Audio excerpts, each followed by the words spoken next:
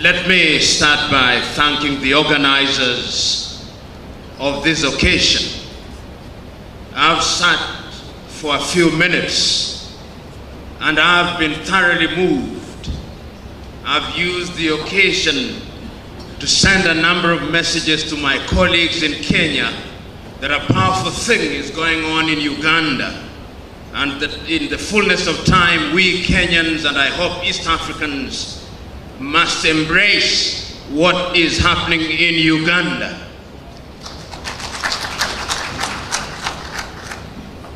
Corruption is something that we talk about. It is something that we complain about. It is something whose negative impact we recognize. It is something that even the corrupt acknowledge is a bad thing. But the irony and the tragedy at once is that those who engage in corruption love it. The tragedy at once is that those of us who do not engage in it directly accommodate it. Our levels of tolerance for corruption in Africa is amazing. A long time ago, a great Greek philosopher said that it is in the nature of man to hang the small thieves and to elect the great ones into public office. We do that in Uganda, we do that in Kenya, we do that in Tanzania, we do that in Africa. And that is why Africa remains the poorest continent on earth. I was this morning rereading a book which I commend to you, a book written by a young Zambian economist called Dambisa Moyo, the book called Dead Aid. And in the introduction in that book, there is a note which was found in the bodies of two young Guineans who died while trying to run away from Africa.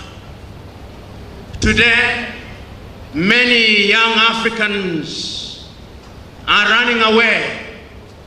Not so long ago, about 4 weeks to be exact, 300 young Africans drowned in the Mediterranean Sea in Lampedusa because they were running away from Africa.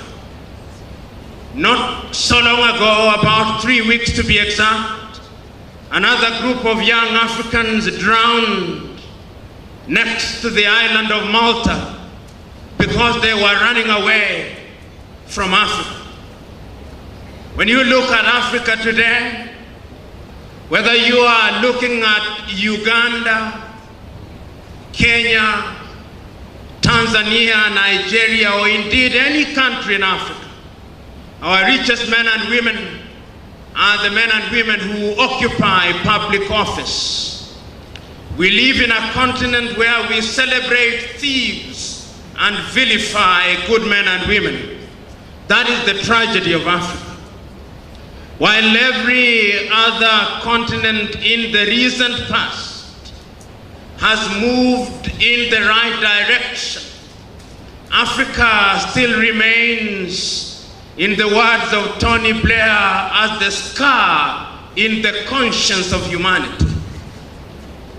We live in a continent today where, as the young man has said, our young women upon attaining puberty cannot afford sanitary pads, but our public servants have iPads which they do not know how to use.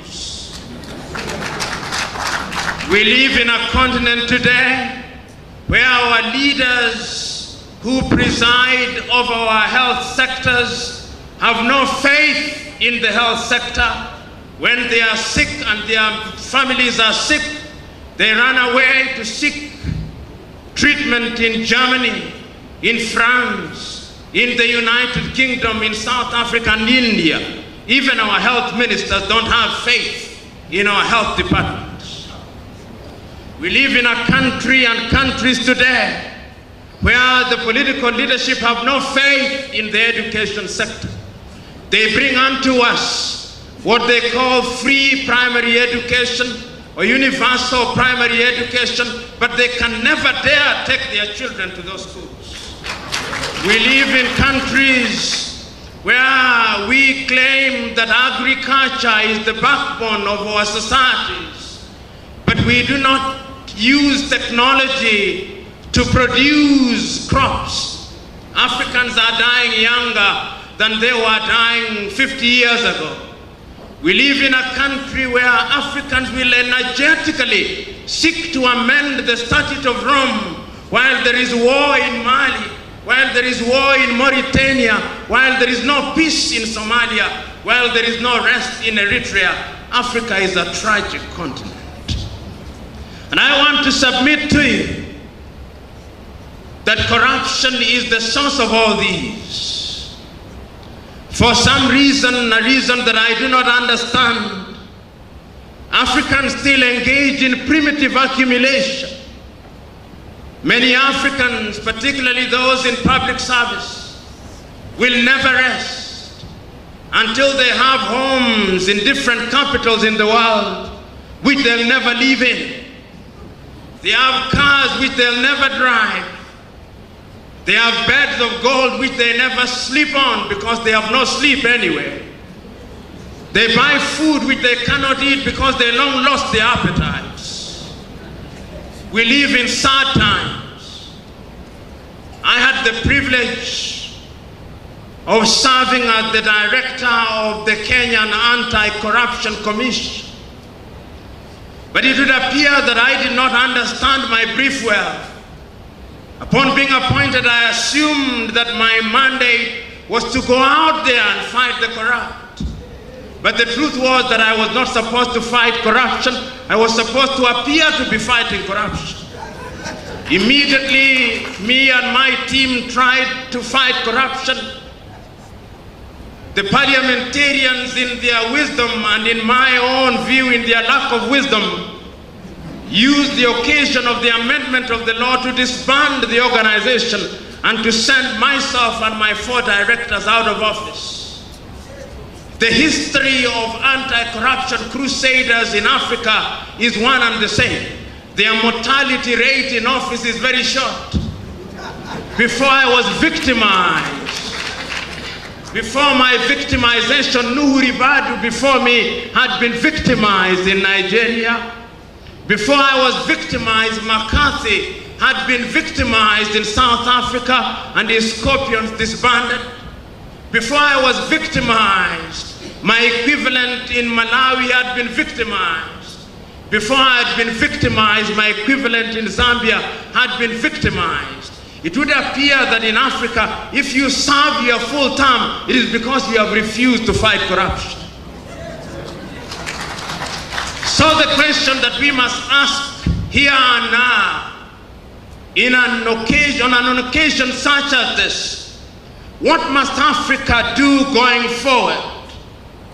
It gives me great joy that you Ugandans have moved from the drawing table and you have now chosen to go out there to do that which is right and good. You have chosen today, through the commencement of the caravan, to move from the comfort of hotels in Kampala to go into Karamoja land, to go into Gulu, to go into Teso, to go into Hoima, to go into Kasese, to go into Mtukula, to go into all the corners of Uganda, so that the conscience of Ugandans can be reawakened, so that they may realize that corruption is a cancer that must not be allowed to grow. But I want to use this occasion to remind you that it's not going to be easy. The children of darkness, who are the perpetrators of corruption, have one advantage over the children of light. They are well organized. They are prepared to kill. They are prepared to do anything on earth to ensure that their ill-gotten wealth is retained and protected. I always say that those who want to fight corruption must go to the Bible. When they go to the Bible, they must read the book of Matthew or any of the Gospels and read about John the Baptist. When they read about that book, they must remember that John the Baptist was in the habit of telling a king called Herodias not to engage in an adulterous union with his brother's wife. And he said this so often to the irritation of the king. They must remember that during that time there was a dance. They must remember that there was a lady called Salome. And they must remember that after she danced so well, Salome asked for John the Baptist's head. And I want to remind you that that is the way it is for corruption fighters today. You are like John the Baptist telling the latter-day Herodias, you are corrupt, you are corrupt. You must remember that there are Salomes who will be looking for your head. The question is, are you prepared? If you are prepared, then I have nothing to fear, because this country will be liberated. I want you to remember that now that Uganda has discovered oil, the history of oil throughout Africa has been a sad history. If you go to Nigeria, which is the fourth or the fifth leading producer of oil in Africa, the Nigerians do not have a good story to tell. Nigeria is a great country, but it is famous for producing some of the greatest thieves that the world has ever known. You will go to the Democratic Republic of Congo, which is the richest resource country in the world. And the Democratic Republic of Congo is famous of producing some of the biggest thieves that the world has never known. If you did not know, there once lived a Mobutu in the Democratic Republic of Congo. If you had any doubt, go to Angola with all its oil. It has one of the richest African women in the world. The daughter of the president, Isabel dos Santos. She claims to be a businesswoman, but the last time I checked, she was just a tenderpreneur. And you can go to different African countries. The tragedy of Africa is that Africans are in the business of canonizing thieves and demonizing its saints. This question is, you who are present in this assembly, what is it that we must do? Because corruption is alive and well in our communities. I know in Kenya, and I speak from experience, one day we arrested a cabinet minister for engaging in corruption. On the day that he was arrested, members of parliament from his ethnic group came to my office and said that my only claim to fame was that I was in the business of finishing their tribe. They say he is our thief. He is a thief, but he's ours. You should not arrest him. I have no doubt in Uganda, you may have thieves, but they are claimed by their communities. What are you going to do about it? I know that even here in Uganda, all sectors of the society are not spared. Even the Church of Christ is not spared. Even the mosques are not spared. Even the temples are not spared. So to the clergymen present in this assembly, we have all sinned and fallen short of the glory not only of God, but the expectations of the people of Uganda and indeed Africa. So on an occasion such as this, our duty is to re-energize ourselves.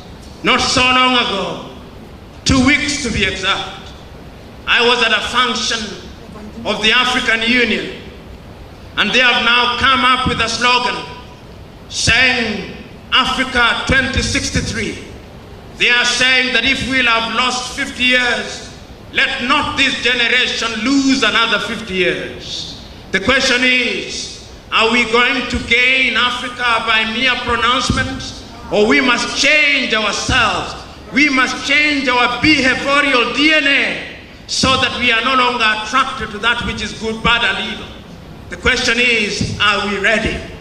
The question is, do we say with our mouth what we do not believe in our hearts? The question is, are we going to wait for outsiders to tell us to do that which we ought to have done? The question is, are we prepared to sacrifice our lives for that which is good and right? The question is, beyond the comfort of Africana, are we going to roll up our sleeves and meet the poor and the desperate and the oppressed in Karamoja? The question is, are we ready? Yes. And if we are ready, we must do that which is good and right.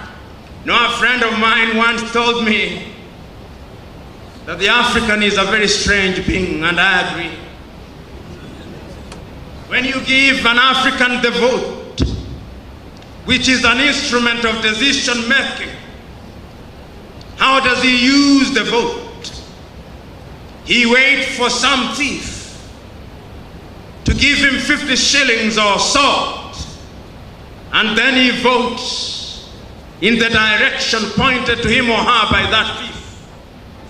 Then he told me that when an African is given a vote, he is like he's given a blank check to go out into the showroom and buy for himself a Mercedes-Benz. When he gets into the showroom, he buys a tuk-tuk. And when he gets home, he wants the tuk-tuk to behave like a Mercedes-Benz. That is the tragedy of Africa. When we are given the opportunity to elect good men and women into public office, we elect them on the basis of the size and the depth of their pockets, or on the basis of their ethnic extraction. And when they have occupied public office, then we expect them to behave well. We are asked to elect a committee to determine the fair rules of hunting. Then we elect hyenas and we expect them to take care of the goats. That is the tragedy of Africa. So we who are assembled here this morning, this is not an idle occasion. This is not an occasion where we come here to dramatize our anger, which will then peter away. This must not be an occasion when we come here to complain about the ills that we have observed. This is not an occasion when we come here to complain about the things that irritate us. This is not an occasion for sorrows and lamentation. This is an occasion where we have come to re-energize ourselves. This is an occasion where we have come to warn ourselves of the dangers of corruption. This is an occasion, fellow Africans, when we must ask ourselves, why is it that all civilization are ahead of us? I'm a practicing Christian, and as I grow old, I become more spiritual. And I read the book of Matthew, and I read the story in Matthew about a rich man, a businessman, whom the Bible records one day he decided to go away. When he was going away, he took 5 talents and gave it to one of his workers. And he took 2 talents and gave to another worker. And the Bible goes on to say to one, he gave only 1 talent. And he says that he went away for a long time and he came back. When he came back, he went to the one to whom he had given 5 talents. And he said, Master, I've worked the 5 talents and I now have 10. And the master said, good work. And to the one that he had given 2 talents, he said, I've worked the 2 talents and they are now 4. And he said, good work. And to the one that he had given 1 talent, he said, I knew you. You are in the business of reaping where you have not sown. And the master said, if you knew I was such a man, why did you not take it to those who are in the business of giving people interest that I may earn my entitlement? And then it finishes, and to those who do not have, even the little that they have, it shall be taken away, and it shall be given to those who have. If you look at Africa today, how is it that our minerals are taken away from us from the Democratic Republic of Congo. Our oil is taken away from us. Our agricultural products are taken away from us, and they are given to those who have. If you look at us today, sitting in this assembly, if there was a miracle to say anything that is not produced in Africa disappear, all of us would be naked. Because the clothes that you wear, none of them are made in Uganda. Because the ties that you wear, none of them is made in Uganda. Even the underwear that you wear, none of it is made in Uganda. The question is, are we children of a lesser God? No, we are not. But we have allowed ourselves to be corrupted in our morals and in our ways. Our leaders steal from us, and they keep money in Europe and America. They can't keep it in Africa. The question is, for how long shall we allow this to happen? That is why I'm very happy to join with you here today. On the occasion of remembering the launch of the Black Monday. Why is Black Monday an important thing? It is an important thing because we must remind ourselves on a daily basis, all the holy books, whether it's the Christian Bible or the Muslim Quran or the Hindu Gita, are unanimous in one thing, that corruption is a bad thing. They are unanimous in recognizing one thing, that if we want to liberate ourselves from the chains of suffering, we must do something about it. In Uganda, I know you don't love Kiswahili, but soon it's going to be the lingua franca of East Africa. We say, mtaka cha uvunguni sharti ya inani. If you want anything under the bed, you must bend. We want a good Uganda that is free of corruption. And I look forward to that day. I look forward to the day when my good friend Yoweri Kaguta Museveni, the president of Uganda, shall sit at the hills of Nakasero and say with one accord, corruption, where is thy sting? Corruption, where is thy sting? I look forward to the day when the Prime Minister of Uganda shall move over to Gulu and speaking to the people of Gulu say, corruption, where is thy power? I look forward to the day when the ministers of Uganda, when my friend Jim Muhwezi and others shall sit and stand wherever they need to sit and stand and say, corruption, where is thy sting? I look forward to the day when the members of parliament in Uganda, the director of election, the policemen, the health workers in Mulago, the hotel workers, the border riders shall be able to say with one accord that corruption is a bad thing. And they shall be able to say, like the Catholics say, to ask for forgiveness, saying, mea culpa, mea maxima culpa. And those days will come, but they'll only come when you and me do that which is good and right. And I have no doubt that we are doing that which is good and right. As I conclude, because conclude I must, a number of things come to my mind. I remember fondly Mother Teresa of Calcutta. And I remember that lady saying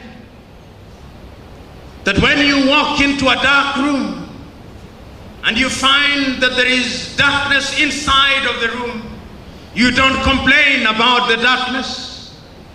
You take a candle and light the candle and ask your neighbor to light a candle. And lo and behold, when all of us have lit the candle, the room will be consumed in light.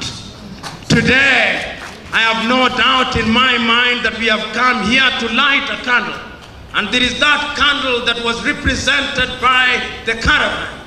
It is moving into the length and breadth of Uganda. And before the politicians and the thieves in Uganda realize it, there will be so much light that there will be no place to hide in Uganda. I look forward to the day When the words of the late Chinua Achebe, written in his book Things Fall Apart, are no longer at ease and a man of the people shall no longer be true, that the African is corrupt through and through. I look forward to the day when Africa shall not be a winner of the equivalent of Olympic medals in the wrong things such as corruption indices as prepared by Transparency International. I look forward to the day when our government ministers will have smaller stomachs because they are not engaged in anti-corruption activities. I look forward to the day when we Ugandans and East Africans, Kenyans and Tanzanians and Burundians and Rwandese and Southern Sudanese and all of us in East Africa will be known for the right things. But let me tell you, having participated in the fight against corruption, I know a number of things. I know that good laws in and of themselves will not fight corruption. Because if it was just good laws, what is better than the 10 Commandments? But you and me know that we honor the 10 Commandments in breach. So we must have something, we must have a change of heart. The Catholics who are present in this room, who are Benedictine monks, must remember with me something that they say when you become a monk in the Benedictine order. We must have something which in Latin is called conversatio morum. A change of heart, a total change, a DNA transplant, a character transplant, so that our dominant instinct becomes the instinct to do that which is good and right. And I have no doubt that it can be done and that it will be done, because if it is not done, we are done. Ladies and gentlemen, may God bless.